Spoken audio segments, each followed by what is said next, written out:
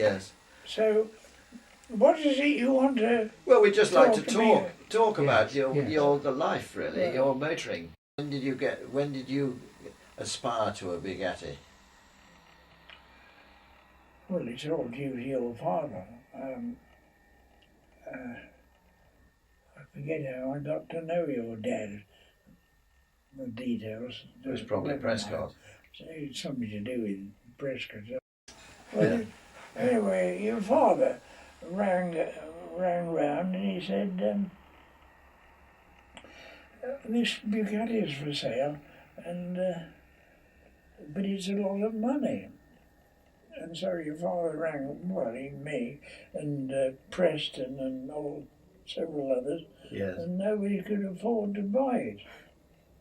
And I'm not rich by any means, but I did buy it because nobody else would pay the price, which was very, as it turned out, the best investment you could possibly have made. But you couldn't tell the future. No, of course. But I enjoyed it very much. How much did you pay for it? Do you know? Yes, of course I do. I paid £3,000 for it.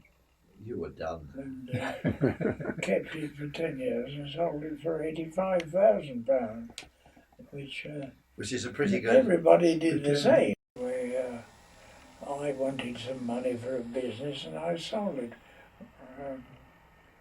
which I very regret and everything, don't you? But Well, yes and you no. do what you think is right at the time, or not what's right, what is essential.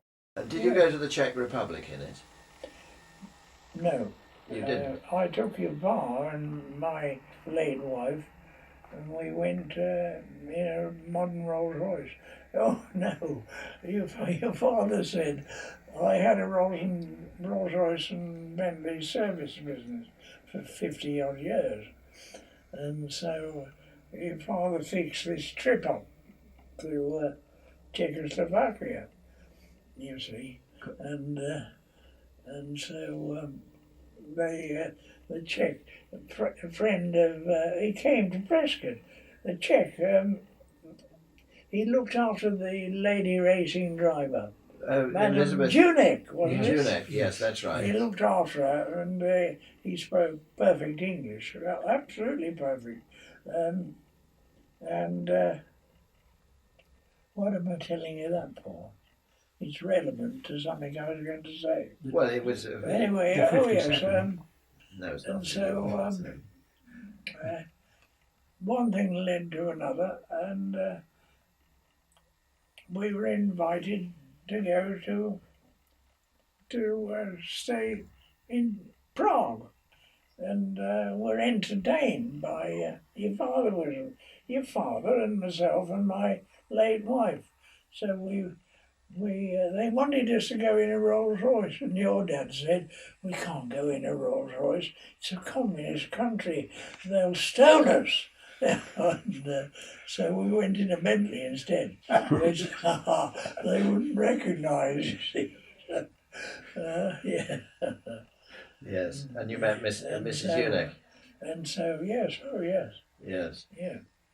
That was a splendid week, yeah. yes. And yes, we were taken we met everybody in Czechoslovakia who had any interest in serious cars. Yes, yes. Yes, that was good fun. Yeah, Yeah. all in the past. Oh, yes, of course. Well, everything's in the past. Yes. How do you get into the car business? We had an interest in Lee Francis cars, because we had one before the war, and I got to know, I was only about 19, I got to know everybody in the Lee Francis factory, because they thought this young man was very keen on our cars. And in fact, the a bit later on, it went into receivership, you see. And by that time I'd got to know the directors and everybody pretty well, and the chief accountant was a customer of mine. He had a Bentley and I maintained it. Leach, Evans and Co. Colonel Redvers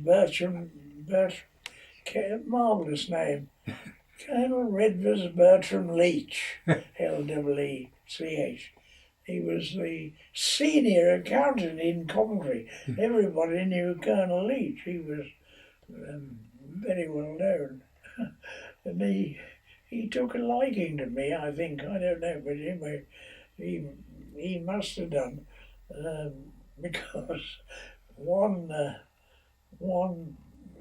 morning, it was a bit later, early afternoon, I think, he rang me up and he said, "Have you read the papers this morning?" And he spoke with a staccato voice, as you'd expect a colonel to do.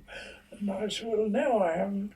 Well, he said, "You should do. Had you have done so, you would have learned that I've been appointed receiver of the old firm."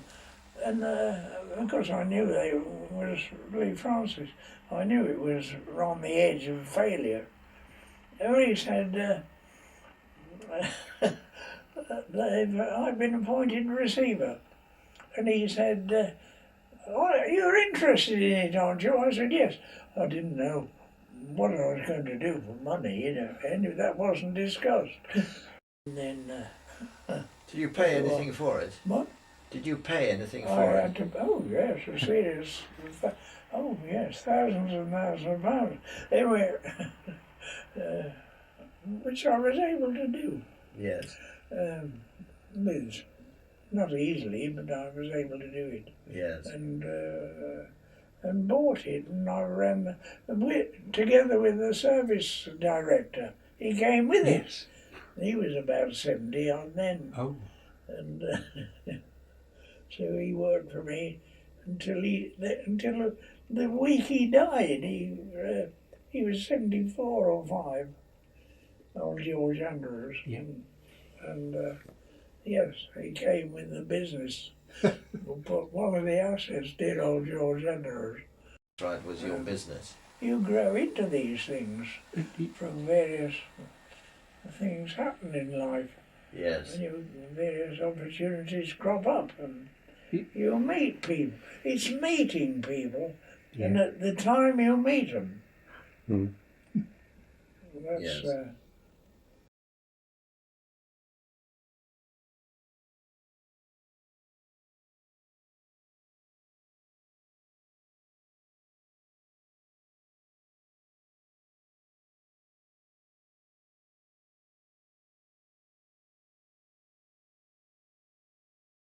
I had a Rolls and Medley service business with we had 28 staff at our peak.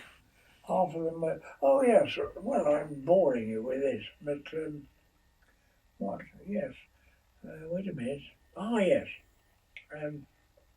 don't let me bore you. No worries. But, I knew everybody in the Black Country, really. Yeah. You get to know people over the years, and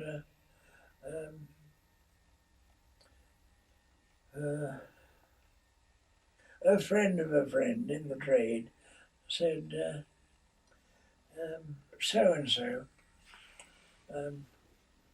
we buried him a couple of years ago, can't think of his name anyway, the best panel beater you would ever see in your life. He could shape an aluminium wing from a flat panel, and he never had any training. You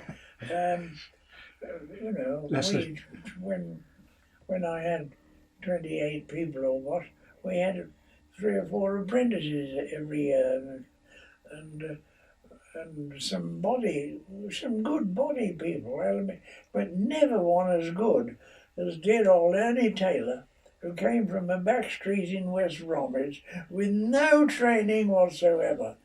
And I grabbed him because the firm, he didn't like the boss he'd got at the time.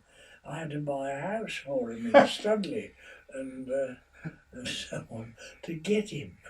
Dear old Ernie. Anyway, I looked after him, and so he spent a third of his working life for me. He could shape a wing most intricate with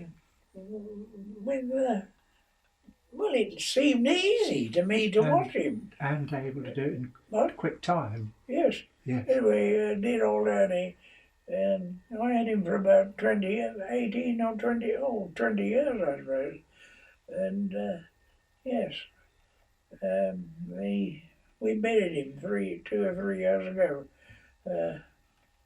Anyway, he was only one, but he was the best. Depends who you meet and when you meet them. Yeah, that's right. Your entire life, Yeah. that is. So how often did you play? Had you not gone to a certain tea party, you wouldn't have met your wife. You'd have met somebody else's, probably even more fun. But, well, that's how life is, isn't it? Yes, that's right. But how many Bugattis did you have in your time, do you think? Oh, not many. No. About 5 or something. Yeah. No, not many. No. The Atlantique Yes. was the most important, and the first one. And then You had a 68 chassis, which I had a what? you had a 68. You had the the 57 development. The 68. Yes, the 57. Yes. You had. I remember the chassis, Yes. and I think that finished up in America, didn't it? Yes. I think. I can't remember the details now, but I do remember it at Studley. Yes. Yeah. It'll come to me later Yes. on. But yes. Anyway, it's been jolly good fun, you know. Yes. Yes. They're lovely to work on, I think. Oh yes. Yes. But yes, I've done a few Bugatti engines in the course of years. Of time, 46, the big one. They're fun to work on. But yeah, and yes. And the T59 kit that you made What? at one time. You I made a wish I could 59. hear. Yes. You made a 59, didn't you? Yes, yes, I built a 59 out of parts. 90% of it, the parts I had to make. I had a small machine shop, and then I've still got one now. Yes. It's very tiny. Yes, And was the Yeah. chassis a new chassis, or was the it? chassis was a brand new one. Yes. Yes. Yeah. Yes. Yeah. Oh yes, that was a replica, pure and simple. The great fun of a vintage car is to keep the originality and get into the mind of the designers and draftsmen who did it. Yeah. That's what I find most interesting. And we're going to have a look at your cars. We had better go and look at this. Yeah. Anyway, Barry, thank you so much. Okay.